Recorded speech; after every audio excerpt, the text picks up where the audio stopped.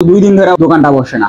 বিরাট স্ক্যামের পর দিগুবা বললেন লোডিং আনলোডিং এর কাজ করে না চোরের মতো করেই বেরোতে হলো। আপনাদের জানার কোনো পদ্ধতি নাই, কারণ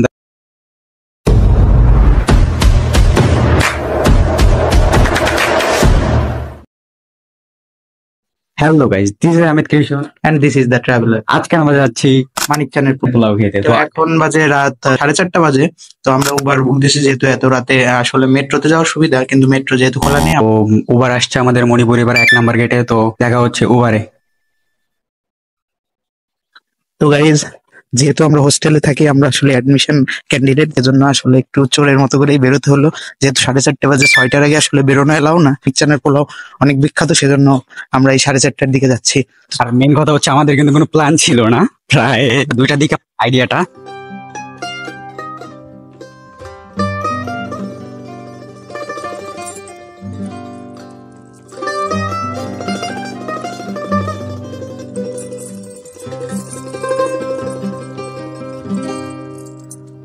হাসুন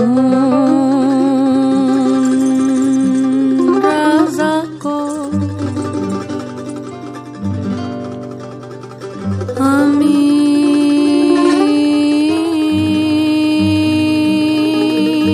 কিছু নয়।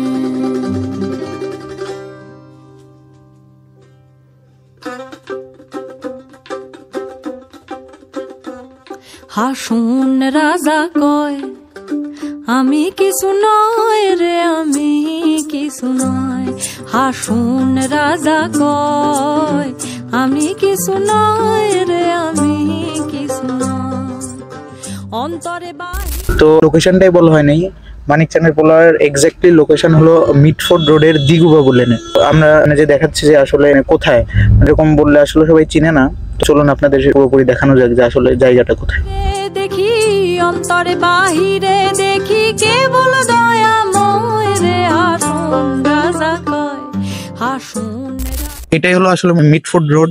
আসলে এই মানিকচানের পোলাও যারা এই যে দেখুন ট্রাকে লোডিং আনলোডিং এর কাজ করে, এনাদের জন্য আসলে খোলা হয়েছিল, যে মানিকচান চিনি আসলে সার্ভ করতো।